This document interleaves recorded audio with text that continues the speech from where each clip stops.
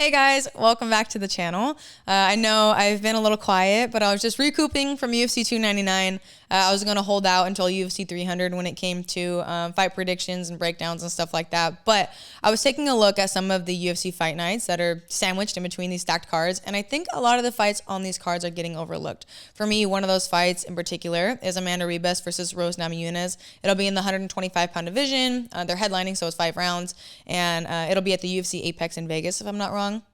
And that's a whole nother conversation in itself, because I think a lot of people have very mixed emotions about the UFC Apex.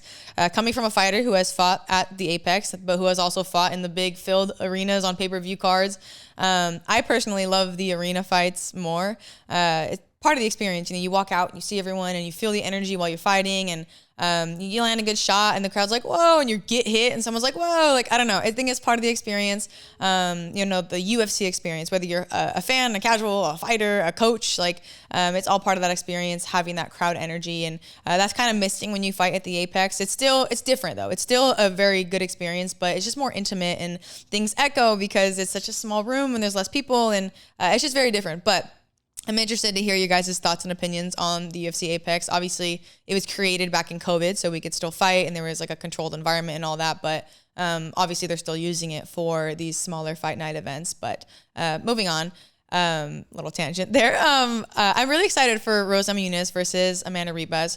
When I made the decision that I wanted to start training, I knew that I wanted to fight. Before I stepped on the mats, I was like, I want to start training because I want to be a professional fighter. I was influenced by Ronda Rousey and people alike, and one of the first people that I took a liking to when I started, you know, watching more fights and watching more women fights and breaking them down and looking at styles and trying to pick up strategy and pick up stuff like that when I was really young, was Rose Namajunas. I remember watching her on The Ultimate Fighter with the original strawweight, you know, core group, and I was always such a fan. She was so young in that season too, and for most of her career with the UFC, she was very young, but she always shined. Her skill set was amazing, and her IQ was always amazing. Obviously, she's opened up about the mental game as far as the fight game, and I think a lot of fighters struggle with that, whether they say it or not. She's been a little more open about it, but I think that's the only knock, I guess, you could have on her career, her fight style, or some of her fights. Sometimes you see one version of Rose come out, and sometimes you see the other. But when she's on, she is on. I think she is one of the most high-level, high fight IQ women that the UFC has to offer, and she has been consistently for a long time, whether she's, you know, had a couple down fights or not. I believe she's 3-2 in her last 5. I think Ribas is too. But she got slammed on her head against Andrade, which that was awful to watch. I hated every second of that. Came back, beat Andrade, and then she fought Weili, knocked her out. That was crazy. Came back, rematched with Weili, beat her again, and then lost the belt to Carla, which I feel like that fight is such... I don't know. I feel like it would just suck to lose your belt after a fight like that, because it was kind of uneventful, a little slower paced. And after that, she decided to make the move to 125, which I'm not mad at, to be very honest. I think it's a fresh start for her. And she's not getting older as getting old, but she's 31. So I'm sure making strawweight isn't fun all the time. And now it's a new set of girls for her, and it's a new set of challenges. And I like seeing this next chapter for Rose Namajunas. Her last fight was against Manon. I'm not going to butcher her last name, but she's French. She's a little newer to the UFC, not new, but a little newer to the UFC. Very powerful striker. She has a lot of power in her hands. She's very long, and she's very physically strong. In my opinion, that was a very tough first fight for Rose to adjust from being a career-long strawweight to moving up to 125. But it is Rose Namajunas, so obviously no fight's going to be easy for you. Moving up, moving down, it doesn't matter. I went back and rewatched that fight today just to kind of get refreshed and, whatever. I didn't think Rose looked bad at all during that fight. My biggest thing that I saw was her adjusting to the 125 division. It's not it's coming from a fighter who has fought at 115 and 125. It's very different. At 115, I feel so much stronger. I'm able to use my strength. I'm able to use my speed, whatever. But at 125, you're fighting different body types and you're fighting different strengths and different speeds, and it's just a lot different, and it takes time to adjust, and it's really hard to bounce in between, and especially stylistically, it depends on your opponent. There's a lot of different factors, but either way, moving up from 115 to 125 or moving up weight class in general, it's going to be different for the most part. And I think that's what we saw when we saw Rose fight her last fight at 125. She had a really hard time getting in. She was trying to, shoot some shots and get it to the ground possibly, but she was having a hard time doing that. Manon is also very physically strong, and you could tell that there was a little bit of an edge for Manon in almost every category their last fight. The only category I personally didn't think she had on her was the fight IQ. I think Rose Namajunas has a very high fight IQ. I think you can see it in her movements. You can see it in her setups. She's thinking about everything she does, and I think she always has that edge on her opponent. Sometimes she can be a little more lackluster depending on the fighter or the skill clash, but either way, I think she has a very high fight IQ, and she always has, and nothing has changed with that. I think this fight with Amanda Ribas is going to be a better fight for her when it comes to adjusting to the 125 division. Ribas used to be a 115er, moved up to 125 for 4 or 5 fights. Ribas's last fight was at 115. She won via, I believe it was a knockout against Luana. I think that's how you say her name. But I think this will be a really good fight for Rose for transitioning to the 125-pound division. I think she has the IQ edge. However, Amanda Ribas is also 3-2 in her last 5, I believe, if I'm not wrong.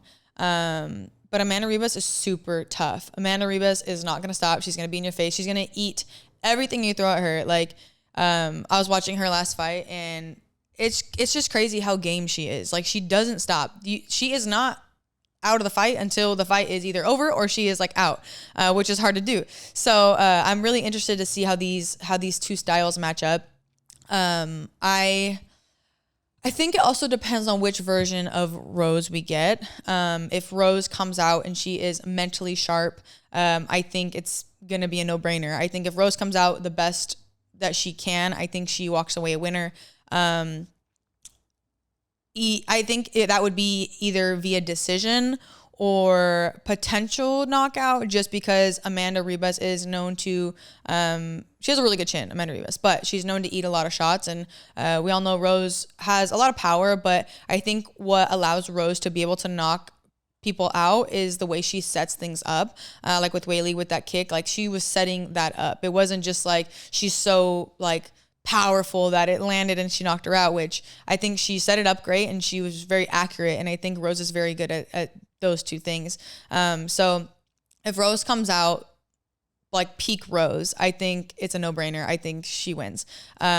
Skill set wise, I think Rose is just a little more well-rounded. I think she has a higher fight IQ, like I already said. But I think the will of Amanda Ribas is going to be the most challenging thing for Rose to deal with. I think whether Amanda Ribas has lost or won, she's always game. She's always in your face. She's never giving up. Like, I know it sounds cheesy, but she doesn't give up. And I think that mental battle could be an issue for Rose, depending on what version of Rose and what mind state she's in. Now, I know her coach, Trevor Whitman, was not in her corner her last fight, and I believe he won't be in her corner this fight. And I don't know that dynamic. I'm sure they're still on good terms, but I'm just hoping to see the best version of Rose that we see. I'd love to see her, make a run at flyweight. I think adding Rose to the flyweight mix-up is very interesting, and I'd love to see that. So I really don't know though, if I'm being very honest. Amanda Ribas is just so tough. Even her last fight, she got hit a lot in the first round, and she went back to the corner with knots on her head, and she was kind of walking into strikes, I feel like. But after the second and third round, she just kept coming, and she kept like plugging forward, and she started breaking her opponent, and then before you know it, she's winning via knockout. So I do think if Ribas wins, it will be a finish. I don't see Ribas taking Rose to the distance and winning. I don't know why, I just have a feeling. So I think if Ribas wins, it'll be a finish. I think if Rose wins, it could be decision, because I do think also Ribas is a little less conservative, and not as calculated, and not in a bad way, like, oh, she just, goes crazy. But I think she's just more game. She's just more willing to just say F it and go forward. And Rose can have that mentality here and there, but she's always a little smarter with it and a little more calculated with it. And sometimes that can cause her, like I said before, to be a little more conservative. So I think it's interesting to see this dynamic, and I'm very excited to, like I said, to see Rose 125. But if I make my final decision on who I think is going to walk away winner, I'm going to go with Rose.